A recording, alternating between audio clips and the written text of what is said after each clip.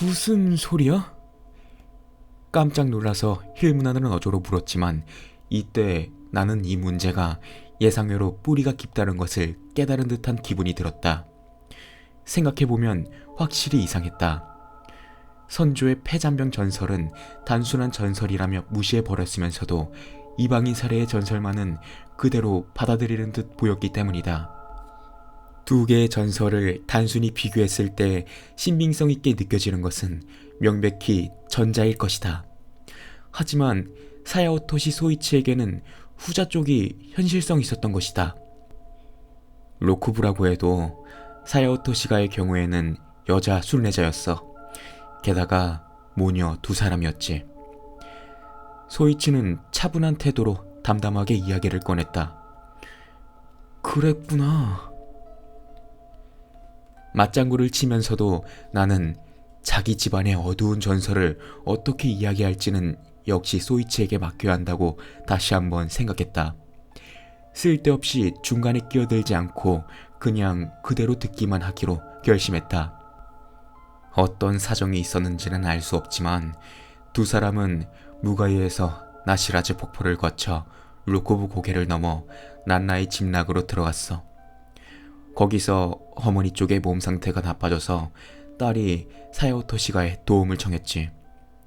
사야오토시가에서는 두 사람에게 헛간을 비워줬고 식사도 내주었어. 그런데 시간이 지남에 따라서 아무래도 어머니 쪽의 상태가 심상치 않다는 걸, 보통 병이 아니라는 걸 점차 알 수 있게 되었어. 당시 사야오토시가의 당주는 카에몬이라고 하는데 마침 몸 상태가 안 좋아서 자리에 누워 있었기 때문에 순례자 어머니의 상태에 몹시 신경을 쓰고 있었지. 이윽고 그 여자가 전염병을 앓고 있을지도 모른다고 걱정하기 시작한 카에몬은 모녀를 헛간에 가두고 그대로 방치하라고 명령했어.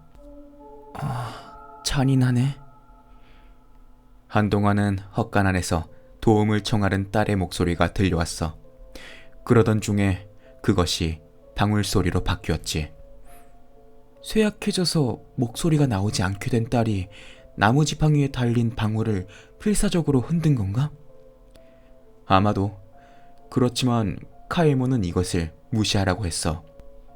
설마 그대로 굶어 죽게 만들려고? 아니, 쇠약해진 두 사람을 둘 다 거적에 말아서 저택 뒤편의 절벽 아래에 묻은 모양이야. 생매장한 거야? 사야오토시가는 남쪽의 산자락을 깎아낸 산 중턱에 세워져 있으니까 뒤편은 벼랑이 되지. 그 벼랑의 동쪽에는 사야오토시가의 산소가 있는데 그 아래쪽에 무른 땅을 파서 거적제로 매장했다고 해.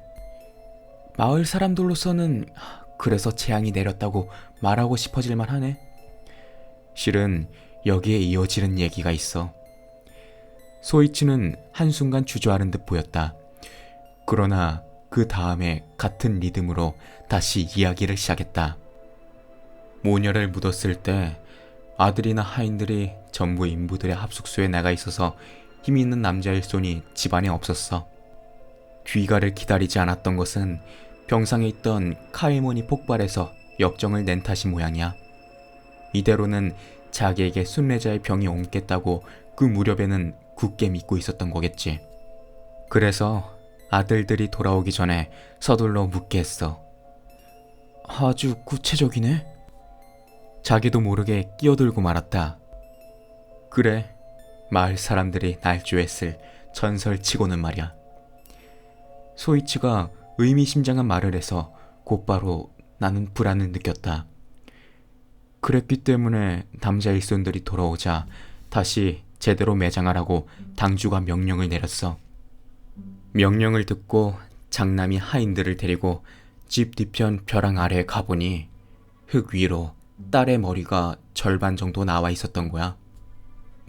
뭐? 그리고 죽은 물고기 같은 눈동자로 빤히 아들들을 바라보고 있었다지. 기어 나온 거야? 어머니가 마지막 힘을 다해서 딸만이라도 살리려고 땅속에서 밀어 올렸던 모양이야. 그러면 딸은? 아니, 죽어 있었어.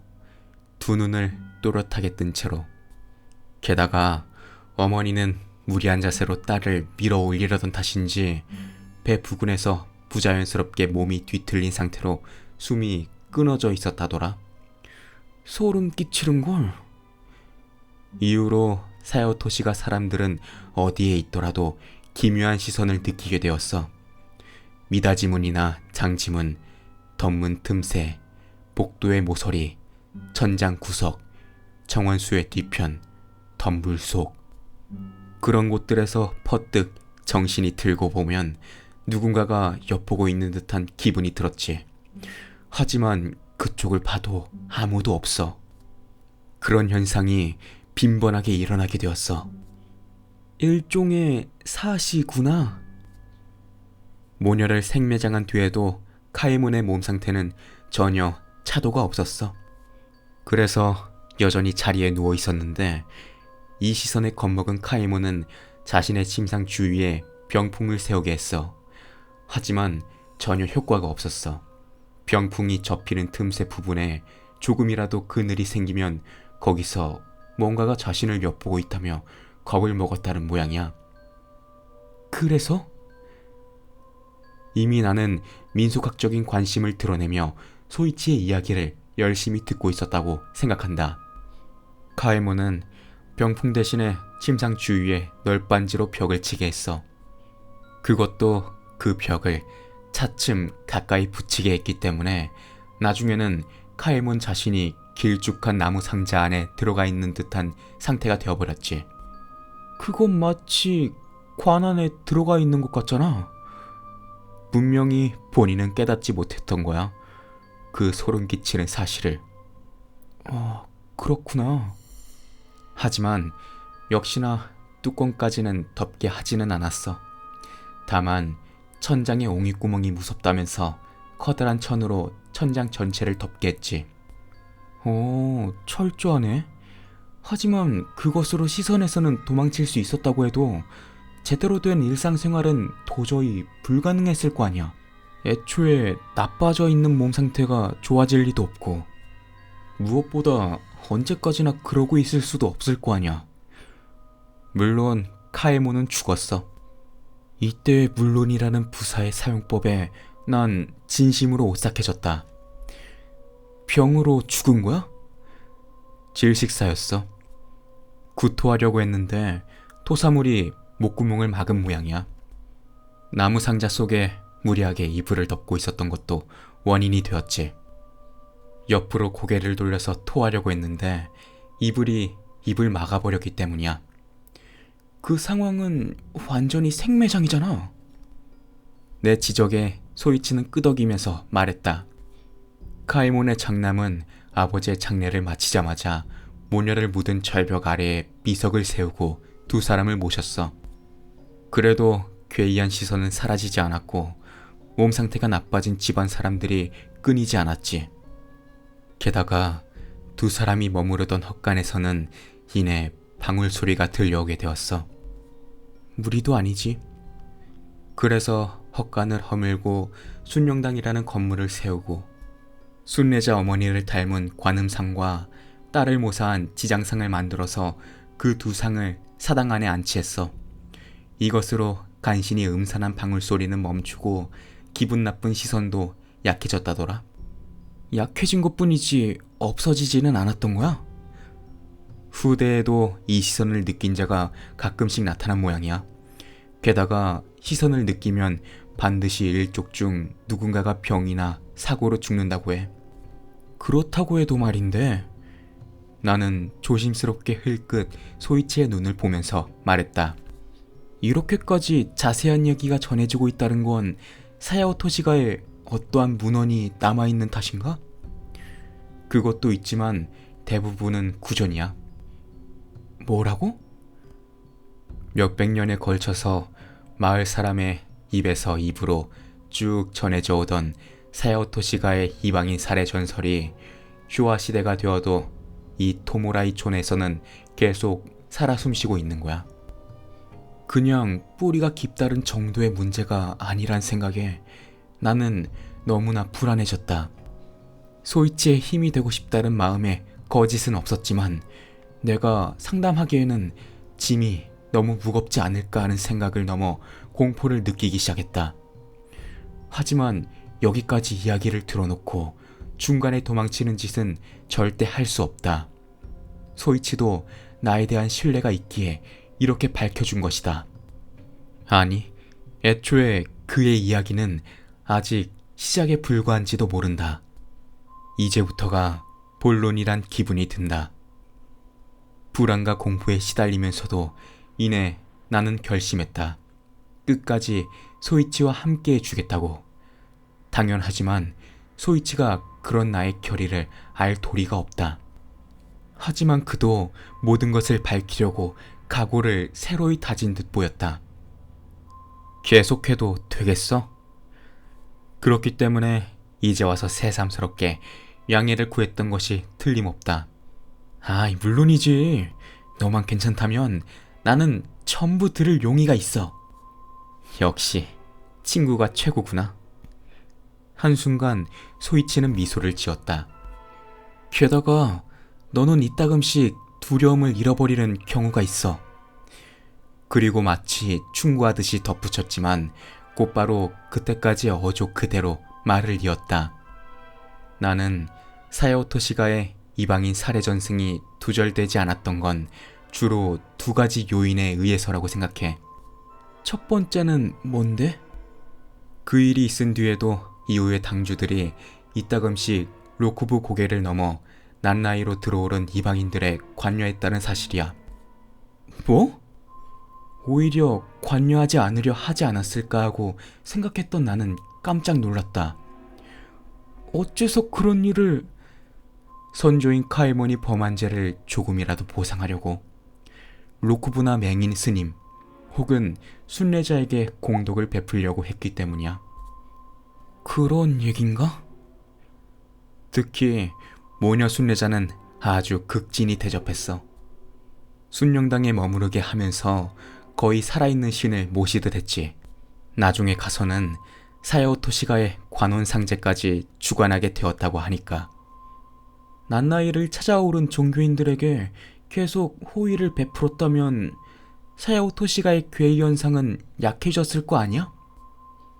내 단순한 의문에 소이치는 고개를 저으면서 의미심장한 표현을 썼다. 별 문제 없이 계속 선행만 베풀고 있었다면 분명히 그렇게 되었겠지. 설마 또 카에몬 같은 당주가 나왔던 거야? 날카로운걸? 아무래도 사야오토 시가에는 몇 대마다 폭군 같은 장자가 태어나는 모양이야. 다만 2대째나 3대째 카에몬만이 일방적으로 잘못했던 것은 아니야. 무슨 얘기야? 모녀 순례자를 사야오토 시가가 극진히 대접한다는 소문이 이윽고 스쿠자 산지의 주위까지 퍼지기 시작했어. 그러자 애초에 사야오토 시가에서 얻어먹는 것을 목적으로 오로지 그것만을 위해 로쿠부 고개를 넘어오른 자들이 나타나기 시작했어. 가짜 순례자인가? 이 나라 저 나라의 영험한 곳을 돌지도 않았으면서도 마치 나시라즈 폭포에서 온 것처럼 위장해서 사야오토 시가에 들어가는 놈들이 생긴 거구나. 공짜로 맛난 밥을 먹을 수 있고 불당 아니기는 해도 이부자리에서 잘 수 있고 며칠이나 머무를 수 있는 데다가 경우에 따라서는 노잣돈까지 받을 수 있어. 가짜 모녀 순례자가 나타나는 것도 이해가 안 되는 건 아니지. 그렇지만 2대째와 3대째의 카에몬은 그것을 참을 수 없었다. 가짜 순례자라는 걸 알자마자 순령당에서 모녀를 끌어내서는 반쯤 옷을 벗겨놓고 대나무 몽둥이로 흠심 두들기거나 겨울인데도 우물물을 뒤집어 씌우거나 또는 반대로 불당에 가두고 굶기거나 하며 어쨌든 반송장으로 만들었던 당주가 가끔씩 있었던 것 같아. 소이치의 설명을 듣고 나는 아연실색했다. 확실히 잘못은 순례자들에게 있지만 그렇다고 해도 너무 심하네? 무엇보다 그때의 당주들은 그런 짓을 했다간 생매장당해 죽은 모녀의 앙화가 다시 강해질지도 모른다고 두려워하지 않았던 거야? 그렇게 생각할 수 있을 정도로 이성적이었다면 속은 것을 알아차린 시점에서 가짜 순례자 모녀를 순령당에서 내쫓은 것으로 끝내지 않았을까? 그렇겠지. 게다가 이야기는 가짜 순례자 문제만으로는 끝나지 않았어. 아직 더 있는 거야? 진짜 순례자 모녀가 순령당에 머무르고 있는데 갑자기 딸에게 신이 내려서 마을에 일어날 일에 대한 예언을 하기 시작한 거야. 게다가 이것이 족족 들어맞아서 유명해졌지. 그런 예도 적지 않았던 것 같아. 무녀 체질의 여자애였던 건가? 그것 말고도 여러 가지로 특이한 사례가 있는데 그런 말을 들어도 나는 더 이상 놀라지 않았다. 그렇지만 몇 사람인가의 순례자 모녀는 그대로 사야오토시가에 들어와 버렸다고 전해지고 있어. 들어왔다고? 그래, 제대로 혼인관계를 맺은 건지 첩이 된 건지 그 부분은 알 수 없지만 말이야. 들어갔다라는 동사의 의미를 알게 되었을 때는 역시 놀라고 말았다. 즉, 너의 할머니의 할머니. 그런 식으로 계속 거슬러 올라가다 보면 언젠가 순례자였던 딸에게 도달한다는 건가? 아마도. 그렇게 대답한 소이치의 어조가 어쩐지 이상했다. 이야기의 내용이 핏줄에 관련되기 때문이라고 생각했던 나는 잠시 후 아타고 소리칠 뻔했다. 그것이 아니다. 거기까지 거슬러 올라갈 필요가 없는지도 모른다. 요컨대 순례자를 어머니로 가진 자가 이미 그가 아는 범위 안에 지금의 사야오토시 가에 있는 것이 아닐까? 혹은 소이치 자신이 그렇다던가. 그 가능성을 떠올린 나는 이 이상 이 화제를 건드리는 것은 위험하다고 판단했다. 그렇지만 소이치는 계속했다. 다만 나와 같은 우려를 품고 있는 것인지 말투가 조금 모호해졌다. 다만 사야오토시가의 과거에서도 이 부분은 혼돈 상태야. 사야오토시가에 들어간 딸에 대해서? 가짜 순례자들을 반죽음으로 만들어 놓은 당주도 무녀 순례자에 대해서도 전부. 어째서? 기록이 남아있지 않아. 해당되는 것으로 보이는 문헌이 있어도 부분적으로 찢어지거나 지워져 있더라고. 직접 조사한 거야? 소이치는 끄덕이면서도 아주 신경 쓰이는 말을 했다. 물론 그것뿐만이 아니라 어떤 사람의 협력도 얻었지만. 어떤 사람이라니? 나중에 이야기할게. 그것보다도 더 큰 문제가 생긴 건 순례자들이나 이방인들이 난 나이를 찾아오지 않는 시기가 이어질 때였어. 그러고는 그런 영문모를 소리를 꺼냈다.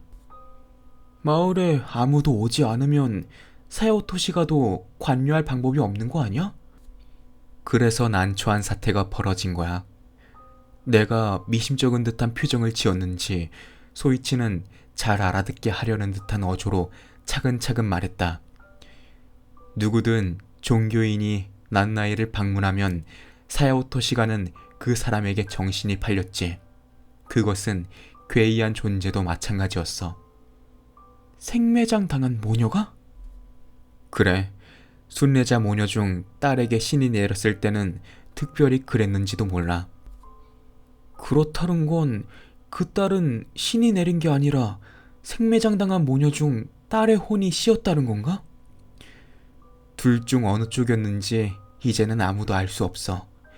그저 순례자들이 전혀 없는 상태가 이어지면 가끔씩 사야오토시의 아이에 그것이 빙의되게 되었다고 해. 여자아이에게? 이 빙의 현상이 빈번하게 일어난 것이 메이지 무렵이었던 것 같아.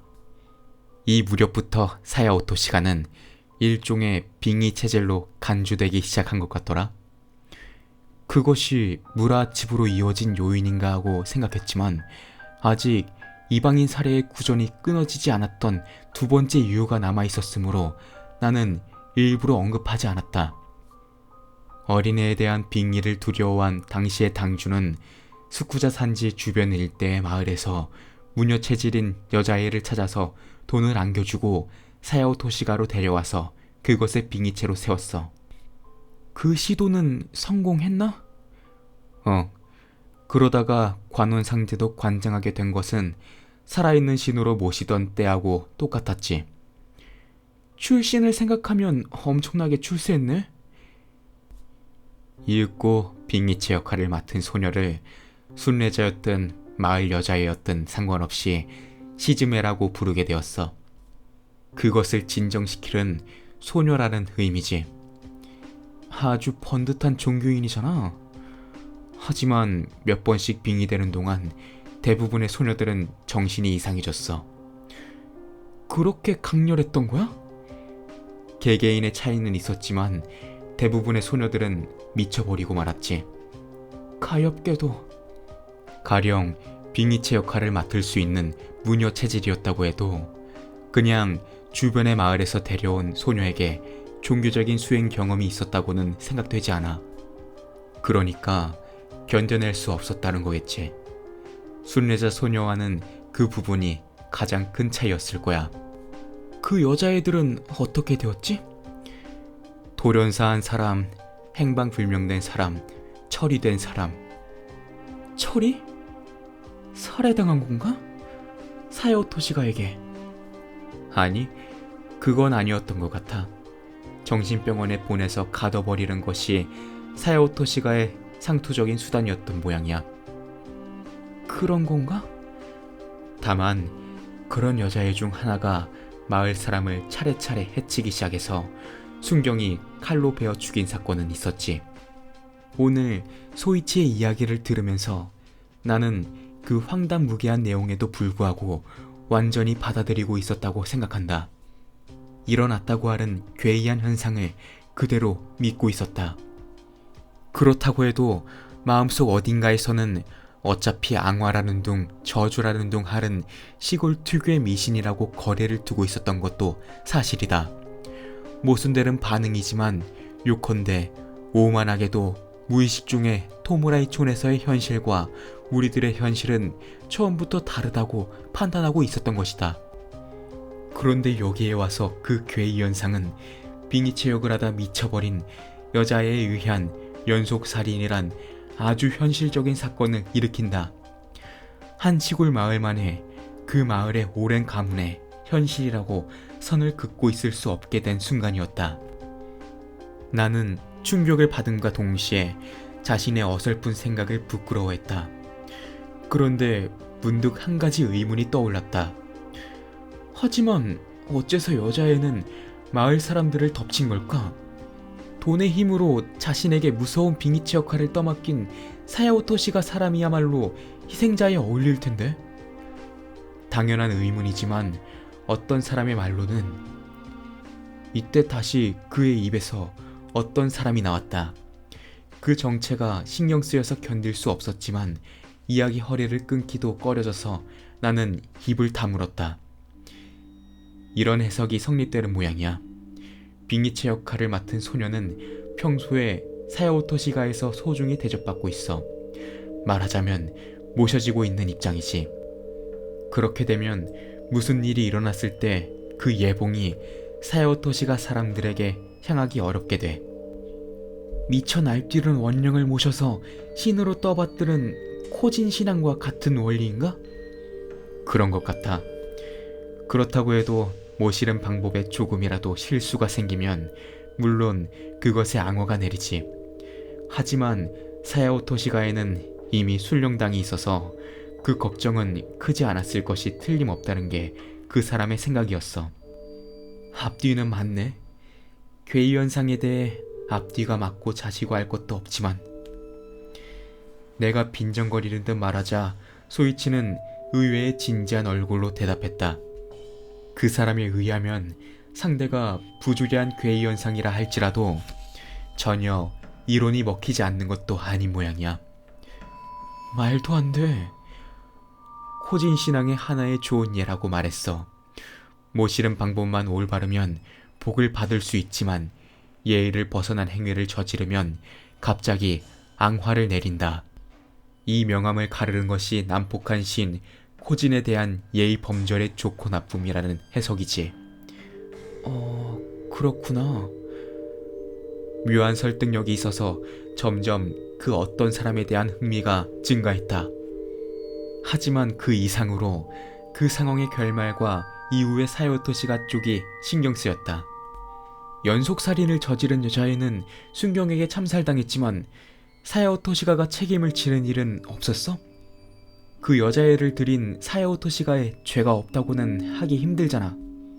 그렇지만 애초에 여자애의 역할이 말이지. 근대 국가의 경찰로서는 도저히 받아들일 수 없는 건가? 게다가 사건을 무마하는데 토다테가도 가세했다고 이야기되고 있어. 마을의 필두 지주로서는 토모라이촌에 대한 안 좋은 소문을 퍼뜨리고 싶지 않았던 거겠지. 지방에서는 흔히 있는 일인지도 모른다고 나는 납득했다. 미친 여자가 살인사건을 일으킨 뒤 사야오토시가는 어떻게 했지? 변함없이 무녀체질의 여자애를 데리고 와서 빙의체 역할을 맡기고 있었지. 질리지도 않은 모양이구나. 다만 조금이라도 이상한 징후가 나타나면 곧바로 내쫓았어. 그리고 다시 여자애를 데리고 오고. 그래, 그걸 계속 반복했지. 하지만 그렇다고 해서 마을 사람들이 안전했던 것은 아니야. 아무런 전조도 징후도 없이 어느 날 갑자기 미쳐버린 여자애도 있었어. 물론 그것에 휘말려 억울한 피해를 입은 것은 마을 사람이지. 여전히 언제 다시 참극이 벌어질지 모르는 그런 불안정한 상태였던 거니까. 정말 성가시게 됐네. 그 이상으로 문제였던 것은 도저히 데려올 만한 여자애를 찾지 못했을 때야. 그렇게 되면 빙의체가 없는 시기가 생겨버려. 그 경우에는 사야오토시가의 여자애에게 씌워버리는 거구나. 그랬었는데 무녀 체질의 소녀들을 집안에 들이게 된 이후로 언제부턴가 사야오토시가에는 여자아이가 태어나지 않게 되어버렸어. 그것도 비명횡사한 순례자 모녀의 앙화인가? 아마도. 이것도 앙화라고 말할 수 있을지 모르겠는데 로쿠부 고개를 넘어오른 순례자 모녀는 여전히 있었던 모양이야. 다만 그 대다수는 어머니가 병약하고 6살에서 10살 사이의 딸을 데리고 있었다고 해. 다시 처음으로 돌아간 것 같잖아. 그 사실이 나에게는 어쩐지 오싹하게 느껴졌다. 그래서 이것도 앙화가 아닐까 하는 생각이 들어. 확실히 그렇지. 그래서 병약한 어머니를 잘 돌봐주고 딸 쪽은 다시 살아있는 신으로서 모신 건가? 아니, 역시나 그런 방식을 되풀이하지는 않았어. 순례자 소녀라고는 해도 어디까지나 대우는 주변 마을에서 데려온 무녀 체질 소녀와 똑같이 했어. 하지만 미쳐버리는 점도 똑같았던 건가? 내 지적에 소이치는 끄덕였다. 그것 때문에 다이쇼 마렵에 들어 빈번하게 그 기분 나쁜 시선이 다시 나타나게 된 모양이야. 그런데다가 스쿠자 산지 인근 마을에서는 무녀 체질 여자아이가 있더라도 절대 사야오토시가에는 보내지 않게 되었어. 역시나 소문이 퍼졌던 거겠지. 사야오토시가로서는 더 이상 손쓸 방법이 없었던 거야? 그 이야기에 들어가기에 앞서 사야오토시가의 이방인 살해 전승이 끊어지지 않았던 두 번째 요인을 설명해 두기로 할게. 실은 이야기하는 동안에도 소이치는 계속 술을 마시고 있었다.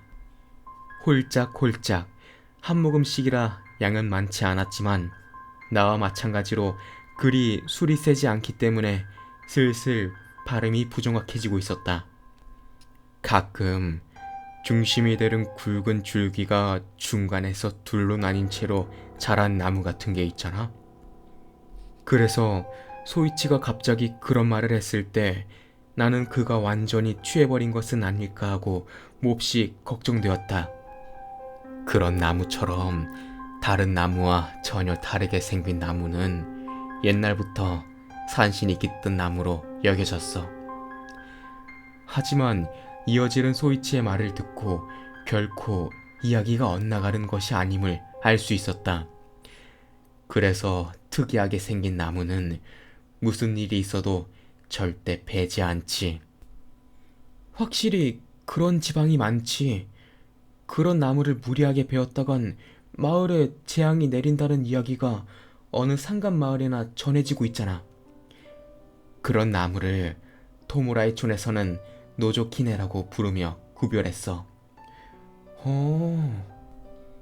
그런데 그 중에는 실수로 혹은 돈을 벌려고 고의로 그런 나무를 베른 자가 있지. 그러면 노조키네라는 괴물이 찾아와서 그 녀석에게 들러붙는다고 이야기되었어. 대학 노트에 적힌 2개의 노조키네를 보고 나는 재미있다고 생각했다. 하지만 이내 후자 쪽의 노조키네 쪽이 신경 쓰였다.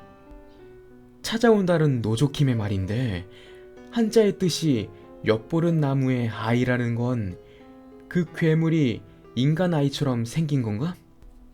글쎄, 용모에 대해서 특별히 전해지는 이야기는 아무것도 없어. 벌이 내린 자에 들러붙어서 지켜본다는 행위로 미뤄볼 때 아마도 그 모습을 제대로 본 사람이 적기 때문이 아닐까? 즉, 노조키메라는 괴물은 베어서는 안 될 나무를 벤 자들에게 들러붙을 뿐이지 딱히 무서운 재앙을 내리는 건 아닌가 보네? 위해를 가하지는 않아. 그렇다면 두려워할 필요는 없지 않느냐고 말하기 전에 소이치에게 가로막혔다. 다만 24시간 하루 종일 그 사람을 그늘에서 빤히 바라보는 거야. 뭐? 산속에 들어가면 나무나 바위 뒤편에서, 길을 걷고 있으면 마을의 집 모서리에서, 집에 돌아오면 봉당의 구석이나 들보 위에서 그냥 빤히 그 사람을 엿보는 거지. 그래서 대부분의 사람은 몇 주만 지나면 완전히 정신이 이상해져 버린다고 하더라. 그런 얘기였구나. 소이치에게 설명을 들을 것도 없이 나는 이해할 수 있었다. 옛날부터 토모라이촌에 전해지는 노조키네의 구정과 사야오토시가에 붙어있는 기분 나쁜 시선에는 양쪽에 엿본다는 공통점이 있는 데다 발음까지도 비슷해서 점차 동일시되었다. 그런 건가? 그래, 맞아. 언제부턴가 마을 사람들 사이에서는 사야오토시가에 노조키메라는 괴물이 나온다는 이야기가 돌기 시작했어. 그렇게 말하며 소이치가 대학 노트에 적은 것은 둘 다 노조키메라고 읽는 노조키메와 노조키네라는 단어였다. 엿보른 나무의 아이인 노조키네가 엿보른 눈이란 뜻의 노조키메로 표현하고 거기서 다시 엿보른 여자란 뜻의 노조키메가 된 건가? 이 경우에 계집 여자는 어머니와 같이 생매장당한 소녀를 나타낸다고 생각해도 되겠지? 나도 그렇게 생각해. 이제 와서 새삼스러운 얘긴데 그 아이는 몇 살 정도였을까? 거기까지는 알 수 없어. 하지만 어린아이란 건 확실한 것 같으니 노조키네의 아들 자자와 호응한다고 볼 수는 없을까? 내 물음에 소이치는 자주 하는 듯한 말투로 중얼거렸다. 이방인 살해 전설에 관한 소문이 돌던 집이 그 뒤로 빙의 체질의 가게로 바뀌어간다. 그 과정을 똑똑히 볼 수 있는 것이 사야오토시 집안이야. 너는 그것을 본 적 있냐고 물으려다가 나는 주저했다. 완전히 흥미본의에서 나온 질문이었기 때문이다. 있어. 하지만 그는 내가 무슨 말을 할 생각이었는지 알아차렸는지 조금 우물거리다가 말했다. 시선만이라면 어린 시절부터 셀 수 없을 정도로 느끼고 있어. 하지만 그것은 기분 탓일지도 몰라. 실제로 그 집에서 생활하다 보면 어쩔 수 없이 신경이 예민해지니까. 그럼에도 불구하고 기척뿐만이 아니라 그것 자체를 본 건가? 아직까지 잊히지도 않아. 15살 되던 해의 여름이었어. 집안의 어두컴컴한 복도를 걷고 있는데 문득 등 뒤에서 위화감이 느껴져서 뒤를 돌아봤더니 있더라고. 복도 모서리에서 살랑살랑하고 좌반신만을 내밀었다가 집어넣었다가 하는 뭔가가 있었어. 당시의 체험을 떠올렸는지 부르르 하고 소이치는 몸을 떨었다. 두세 번 그런 뒤에 복도 모서리 너머로 사라진 데다 어두워서 또렷하게 보이지는 않았을 텐데 지금도 그것은 눈에 생생히 새겨져 있어. 어떤 모습이었어? 아주 낡고 수수한 기모노를 입은 10살 정도의 여자애였어. 가지런한 단발머리에 얼굴은 창백했지만 앳된 느낌 속에 아름다움이 숨어있는, 뭐라 표현할 수 없는 요사스런 느낌이라. 순례자가 입은 하얀 옷차림이 아니었던 거야? 그렇게 보이는 사람도 있는 모양이지만 나는 달랐어. 다만 목격한 사람 모두에게 공통되는 것은 이쪽을 응시하며 지켜보는 눈동자가 마치 얼음장처럼 차가웠다는 점일까? 그 한 번뿐이야? 다행스럽게도 상경한 뒤로는 시선도 느끼지 않게 되었어. 그 집을 떠난 덕분인지도 몰라. 이 뒤에 얼마 안 있어 소이치는 완전히 고주망태가 되었다. 술이 새지도 않으면서 알코올의 기운을 빌어 이제까지 누구에게도 이야기하지 않았던 자기 집안에 소름 끼치는 이야기를 했으니 무리도 아니다. 육체적으로도 정신적으로도 피로가 쌓여 있었던 것이리라. 거의 듣기만 하고 있어서 나는 묻고 싶은 것이 산더미만큼 남아 있었지만 그냥 자게 내버려 두기로 했다. 언젠가 시간을 마련해서 차분히 대화를 나눠볼 생각이었다. 그런데 다음 날부터 서로 민속조사 준비에 바빠져서 제대로 얼굴도 마주하지 못한 채로 각자의 조사지로 떠나게 되고 말았다. 그때 하숙집에서 술잔을 주고받았던 것이 그와의 마지막 만남이 되리라고는 생각도 하지 못했다. 사야오토시 소이치가 조사지에서 객사했다는 것을 안 것은 내가 민속조사를 마치고 도쿄에 돌아온 뒤였다.